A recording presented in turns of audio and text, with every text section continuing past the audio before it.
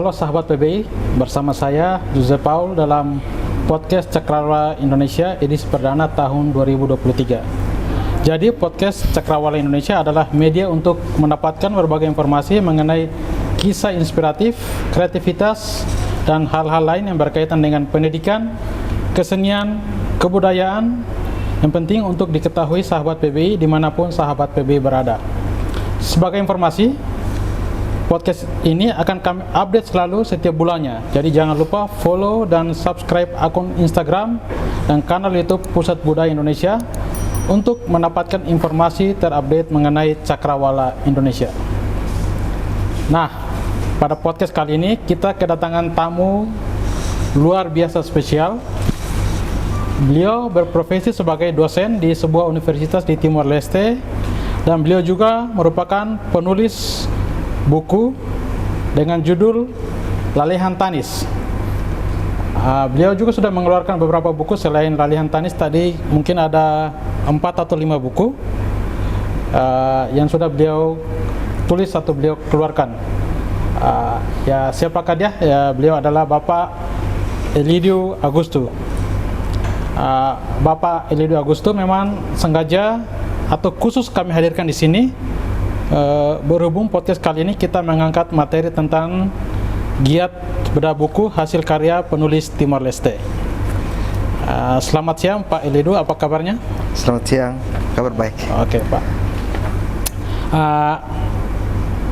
Sekedar informasi sebelum podcast ini kita syuting atau kita adakan, dari awal tadi kita sudah mengadakan yang namanya bedah buku atau kegiatan atau seminar. Jadi yang ini adalah program kedua kita pada hari ini, yaitu podcast giat bedah buku.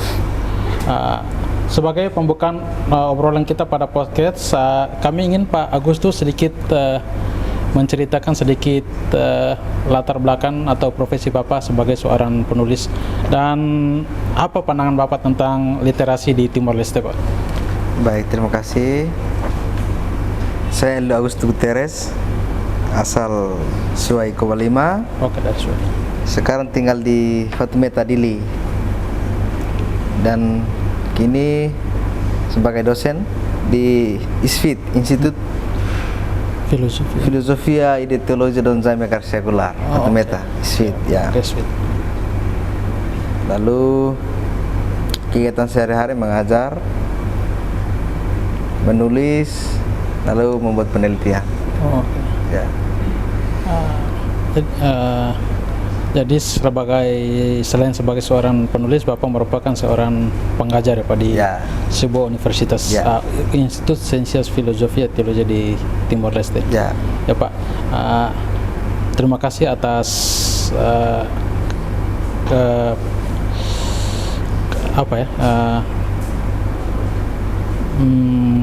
kemauan atau Bapak atas mau menerima undangan kami untuk hadir di podcast pada pagi hari ini. Pak, kita ingin tahu sedikit tentang pandangan Bapak tentang literasi di Timor Leste itu seperti apa Pak, perkembangan literasi di Timor Leste sendiri? Hemat saya, budaya literasi di Timor Leste itu sangat minim.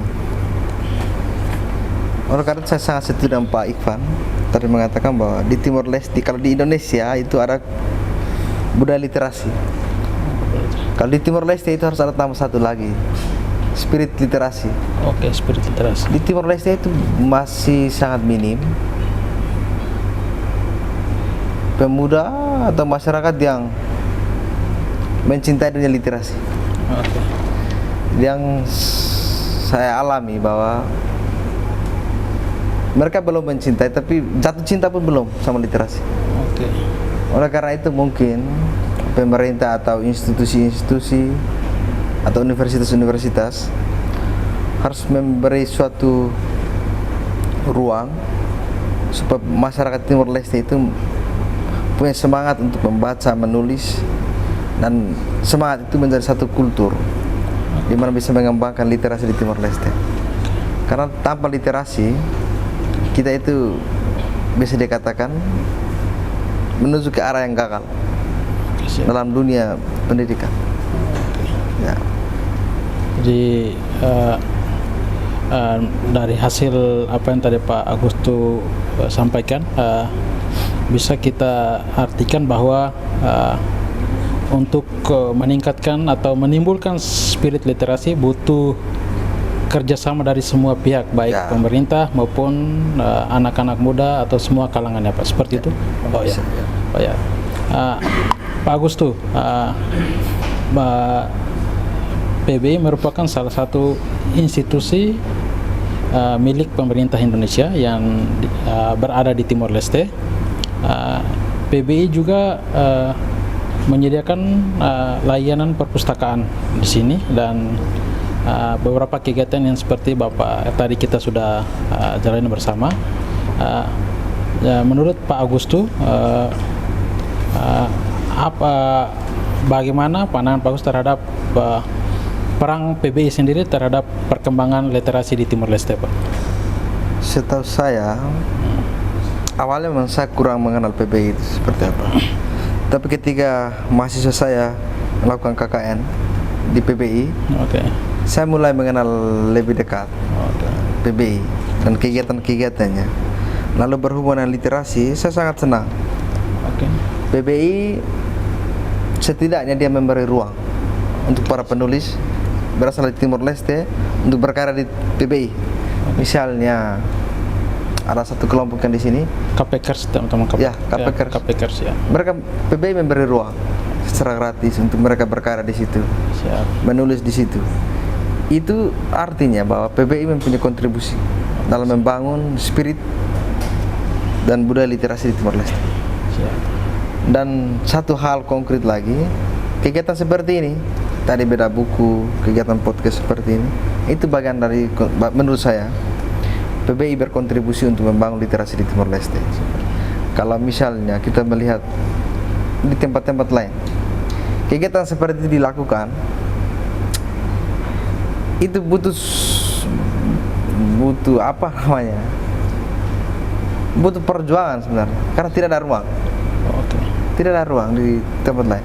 Misalnya di kampus untuk satu publikasi, untuk publikasi buku atau apa segala macam, itu beda buku.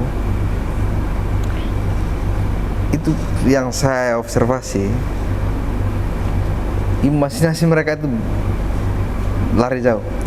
Oh, kegiatan apa? Besar, padahal tidak. Sederhana seperti ini tapi mempunyai makna yang dalam. Jadi saya sangat senang dengan PBI, kehadiran PBI, dan kontribusinya terhadap literasi di Timor Leste itu sangat baik dibandingkan dengan orang lain tidak mau mengatakan itu, dibanding dengan institusi atau perguruan tinggi yang lain. Seperti itu. Nah, dari apa yang Pak Agustu jelaskan tadi, diharapkan pada semua institusi atau yayasan atau lembaga lain untuk setidaknya menyediakan ruang untuk anak-anak muda atau pegiat-pegiat literasi yang lain agar mereka juga bisa mendapatkan tempat untuk bisa mengekspresikan karya atau kreativitas dari para pegiat literasi tersebut. Nah, Pak, dari pembukaan kita sudah berbicara mengenai pandangan Bapak mengenai perkembangan literasi yang didukung oleh PBI dan latar belakang Bapak sedikit. Nah, sekarang kita menuju ke salah satu pertanyaan atau hal yang perlu teman-teman tahu semua, yaitu tentang buku yang Bapak tulis. Ya, bisa Bapak ceritakan kepada kami, sahabat PBI semua, mengapa Bapak menulis buku dengan judul Lalehan Tanis, dan sebenarnya buku ini ditulis untuk siapa sih, Pak? Buku apakah untuk masyarakat umum atau ada sasaran tertentu yang Bapak pengen tuju dengan penulisan buku tersebut? Baik, pertama, mengapa menulis buku Lalehan Tanis? Lalehan Tanis itu bukan suatu hasil penelitian saintifik, tetapi literasi, sastra. Sastra, oke. Yang pertama, lalu mengapa menulis buku ini, Lalehan Tanis? Karena saya ingin mengekspresikan apa yang saya rasakan, yang saya lihat, yang saya rasakan, yang saya alami, itu kepada orang lain. Alasan itu saya menulis buku ini. Lalu lalehan tanis itu artinya, lalehan itu surga, tanis itu menangis. Artinya surga menangis, judulnya dalam bahasa Indonesia. Pertanyaannya, mengapa lalehan itu menangis? Dalam refleksi saya, lalehan itu sebagai ibu yang melihat anak-anaknya yang di bumi ketika hidup dalam penderitaan, peperangan, kondisi sosial ekonominya kurang bagus, hidup dalam konflik, itu surga sebagai ibu itu menangis. Oleh karena itu judul buku ini Lalehan Tanis. Ya, lalu buku ini ditujukan kepada siapa? Apakah ada sasaran tertentu? Buku ini ditujukan kepada semua orang. Ya, semua masyarakat Timor Leste, dengan tujuan bahwa supaya mereka juga tahu bahwa Timor Leste itu punya sejarah, punya cerita masing-masing. Setiap orang itu punya cerita. Punya cerita seperti itu. Orang sebagai bagian dari motivasi untuk teman-teman yang lain bahwa harus menulis. Ya, supaya bisa mengenal cerita orang lain. Juga bisa menceritakan cerita kita sendiri kepada orang lain melalui tulisan. Seperti itu. Sahabat PBI, ini adalah sebuah pesan kepada kita semua bahwa pengalaman kita yang menarik atau pengalaman masa lalu kita yang kita anggap akan memiliki sumbangan yang baik bagi orang lain, sebaiknya kita jadikan sebuah karya tulis. Lalehan Tanis adalah sebuah buku yang ditulis oleh Pak Agustus berdasarkan atau refleksi dari pengalaman Pak Agustus sendiri. Jadi sangat menarik buku ini tentunya. Saya harap teman-teman mau mengikuti karya atau jejak dari Pak Agustus. Jadi Pak Agustus, buku Lalehan Tanis ini apakah bisa dikaitkan atau untuk keadaan Timor Leste sendiri itu seperti apa hubungannya Pak? Apa bisa dijelaskan terkait isu di buku atau hal-hal yang Bapak angkat ini dengan keadaan di Timor Leste sendiri Pak? Baik. Cerita yang saya tulis dalam buku ini semua itu terjadi di Timor Leste.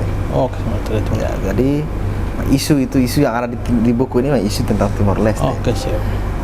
Hanya saya membahasakannya itu secara sastra. Secara sastra. Ya, bukan secara saintifik. Bukan menulis seperti buku sejarah yang gila, bukan. Cerita atau isu tentang Timor Leste yang saya tulis tapi dengan bahasa sastra. Jadi buku ini bukan buku saintifik, tapi buku sastra. Bahasa Portugis literatura. Lituras. Ya, lituras. Jadi Lalehan Tanis adalah buku yang dikemas dalam bahasa sastra, tapi dalam gaya penulisannya itu adalah non fiktif. Non fiktif. Sastra non fiktif. Ya, jadi bukan novel, tapi dia adalah pengalaman hidup dari Bapak Agus sendiri. Jadi sastra non fiktif ya Pak. Ya Pak, dari buku yang Bapak tulis ini, pesan dari Bapak yang ingin Bapak sampaikan kepada para pembaca itu apa Pak dari buku ini? Pesan yang ingin saya sampaikan adalah sederhana. Mendengarkan cerita orang lain, lalu menceritakan cerita kita sendiri kepada orang lain. Mantap sekali. Ya, seperti itu. Sekarang saya sudah menceritakan cerita saya kepada mereka, kalian semua. Lalu sama juga teman-teman harus menceritakan cerita sendiri kepada saya dan teman-teman yang lain. Siap. Bisa dengan cara apa? Menulis. Siap. Seperti orang katakan, jika ingin hidup 1000 tahun lagi, menulis. Plato, bisa Socrates, beberapa abad yang lalu sudah meninggal, tapi sampai sekarang kita masih mengenal. Untuk hidup 1000 tahun ya menulis. Ya, teman-teman, sahabat PBI, jika ingin dikenal selama 1000 tahun, jangan lupa untuk menulis. Jangan sampai kita hanya dikenang 2-3 tahun lalu hilang dari sejarah. Jika ingin dikenang 1000 tahun lamanya, Ya. mulailah menulis. Apa saja tulislah. Jangan takut untuk menulis. Pak Agus tuh kita ingin tahu tentang buku Lalihan Tanis. Jadi sudah berapa lama buku ini ditulis, Pak? Buku Lalihan Tanis ini Ditulis dan dipublikasi. dipublikasi seperti itu. Sebenarnya dipublikasi 2020. Hanya waktu itu COVID. Oke. COVID lalu waktu di launching itu 2021. Oke. Juli 2021. Juli 2021 Ya. berarti sudah masuk 3 tahun ini. 1 tahun lebih dari 3 tahun ya. Ya. Pak, selama 3 tahun ini ada atau tidak tanggapan dari masyarakat Timor Leste sendiri pembaca buku Bapak tentang buku ini? Ya, tanggapan dari masyarakat Timor Leste pertama pada mahasiswa-mahasiswi atau pemuda, buku ini kalau misalnya dikategorikan bestseller pasti dia bestseller Timor Leste. Oke, bisa sih. Ya. Cuma tidak dapat itu label itu karena dia cetak di Timor Indonesia. Oke, bisa di Indonesia. Ya. Oke. Kalau dia cetak di Timor Leste pasti bestseller. Oke. Dia beberapa eksemplar dalam 1 minggu mungkin ratusan. Oh, sudah ratusan siap. Tidak sampai 1 minggu itu ratusan eksemplar. Jadi antusiasme mereka pembaca terhadap Ya. buku ini sangat tinggi ya, Pak. Ya. Ya. Jadi itu sudah bisa merefleksikan tanggapan Ya, pembaca. positif dari Ya. Oke, ya, dari masyarakat. tanggapan positif. Ya, Pak. Dari proses penulisan buku Lalihan Tanis, tantangannya seperti apa, Pak, dari penulisan buku ini, Pak? Tantangannya yang pertama itu waktu. Waktu ya. Ini saya tulis di Indonesia. Oh, ditulis di Bukunya Indonesia. saya tulis di Indonesia. Oh, oke. Waktu Saya tulis di kuliah. waktu kuliah di Jogja. Waktu kuliah masih kuliah. Ya, setelah selesai penelitian tesis segala macam, ada waktu luang beberapa bulan. Saya tulis buku ini. Oke. Ada beberapa yang saya tinggal tambah atau edit seperti itu. Itu tantangan pertama itu waktu, tapi tidak terlalu sulit untuk waktu. Yang tantangan paling berat itu pendanaan. Oh, pendanaan. Itu sangat berat. Misalnya ke 2020 saya kembali ke Dili, lalu saya edit buku ini sama buku yang satu, Politik Berdarah itu. Waktu untuk publikasi ya, uang tidak ada. Oh ya. Baru selesai kuliah, belum dapat kerja yang ini, uang tidak ada. Karena biaya kan cukup besar. Setelah dicetak pasti ada launching, apa seminar itu. Uang tidak ada saya. Oke, ya, siap. Tantangan paling berat itu dana. Dana. Waktu itu tidak, karena orang yang suka menulis pasti dia akan jatuh cinta dengan itu. Siap. Jadi waktu tidak, sampai pendanaan publikasi itu yang susah. Oke. Jadi tantangan terbesar adalah dana atau pendanaan. Tapi pada akhirnya Pak Agus tuh berhasil menerbitkan buku Lalihan Tanis. Jadi itu mengartikan bahwa selama ada kemauan, selama ada perjuangan, pasti ada jalan. Pasti ada jalan. Jadi teman-teman, sahabat PB dimanapun sahabat PB berada, Pak Agus itu dapat dijadikan salah satu contoh bagi teman-teman semua yang ingin merintis usaha di bidang apa saja, termasuk menulis, bahwa selama ada kemauan dan kerja keras pasti selalu ada jalan. Pak Agus tuh kita ingin tahu sedikit tentang buku ini. Apakah hanya diterbitkan di Timor Leste atau di negara lain juga ada, Pak, buku ini? Ya, buku Lalihan Tanis. Ya. Itu diterbitkan di Indonesia. Diterbitkan di Indonesia. Bukan di Timor Leste. Oke. Tetap pemasarannya di Indonesia dan Timor Leste. Oh, oke, mantap. Ada 2 buku. Karena mengapa terbit di Indonesia? Karena di Timor Leste itu belum ada lisensi ISBN. Oh, yes, Ben. Ya, itu tidak ada. Di Timor Leste, percetakan di Timor Leste semua lokal. Oh, semua lokal. Tidak ada. Kalau ada ISBN pun itu cuma beli di negara lain atau ya seperti itulah. Oke, siap. Untuk yang lisensi secara ini tidak ada. Jadi buku ini terbitkan di Indonesia, tapi pemasarannya di Indonesia dan di Timor Leste. Oh, oke. Kalau di Indonesia buku ini tidak terlalu, karena dalam bahasa itu Oh, oke, siap. yang laku, yang baik itu Politik Berdarah Timor Leste. Oh, Filsafat politik yang saya tulis. siap. Karena 2 buku 1 kali. Lalu filsafat politik itu di Timor Leste minatnya hanya kalangan tertentu saja. ya tertentu. Tapi ini untuk semua. Jadi ada dua situasi yang berbeda. Oke. Jadi mungkin buku ini bisa diterjemahkan ke bahasa Indonesia, Ya. lalu bisa diterbitkan lagi. Oke, siap, Pak. Menurut Pak Gustu, apakah generasi muda Timor Leste saat ini dalam menciptakan atau menghadirkan sebuah karya tulis itu seperti apa, Pak? Pandangan Bapak terhadap generasi muda sekarang? Ya, generasi muda di Timor Leste memang pengaruh dari budaya baca yang minim, budaya minim, lalu lingkungan sosial yang tidak terlalu mendukung. Semangat literasi Timor Leste yang ada pada diri pemuda itu sangat minim, tidak nampak. Ada satu atau dua beberapa kelompok membaca dan lain sebagainya itu ada. Tetapi kembali ke itu, situasi sosial masyarakat itu tidak mendukung supaya pemuda yang punya semangat untuk membangun dunia literasi itu secara otomatis dikekang oleh situasi sosial masyarakat.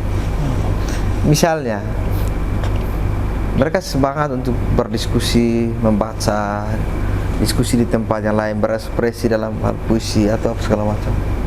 Tapi situasi sosial tidak memberi ruang.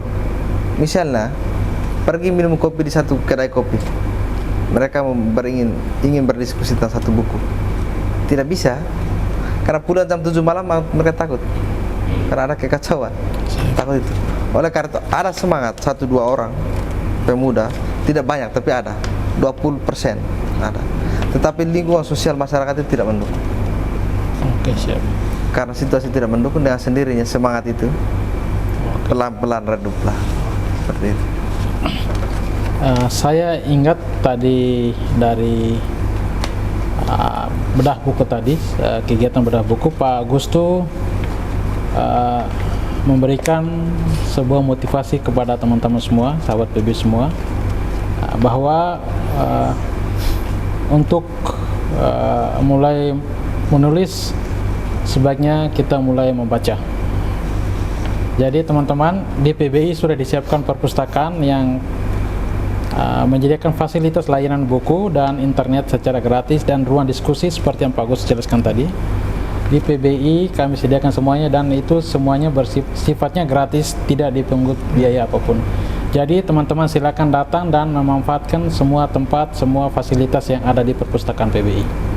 Ya, Pak Gustu, apakah ada pesan untuk para penulis di Timor Leste, Pak? Ya, pesan saya jangan lupa bahwa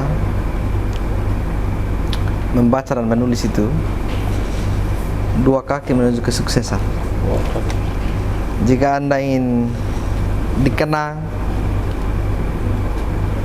mulailah membaca dan menulis. Siap.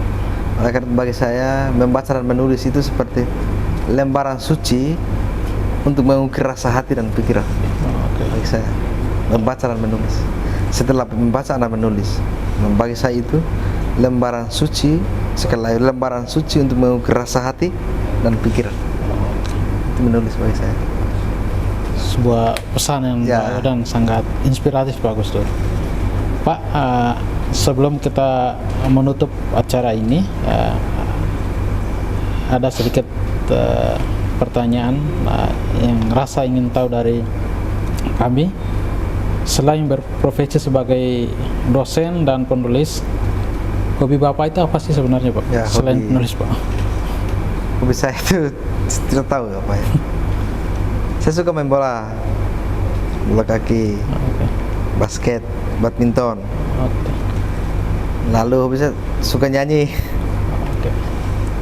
suka bermain musik. Lalu suka naik gunung, mendaki. Siap. Karena di pegunungan, sekali di Gunung Taraman. Siap. Selain itu ya nongkrong. Nongkrong yang positif ya teman-teman. Ya, kopi, ya rokok, diskusi tentang sesuatu Oke Pak. paling enak itu.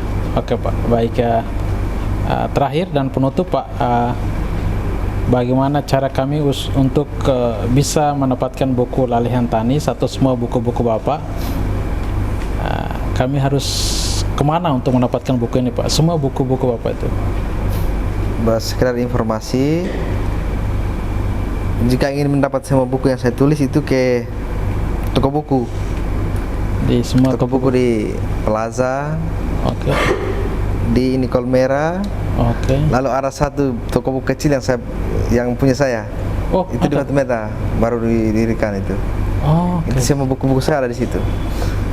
Lalu sekedar informasi bahwa dalam waktu dekat akan saya terbitkan buku baru, novel, itu novel bukan ontologi cerpen atau apa, itu novel. Karya sastra juga Pak. Ya, judulnya itu Paradise Lost in East Timor.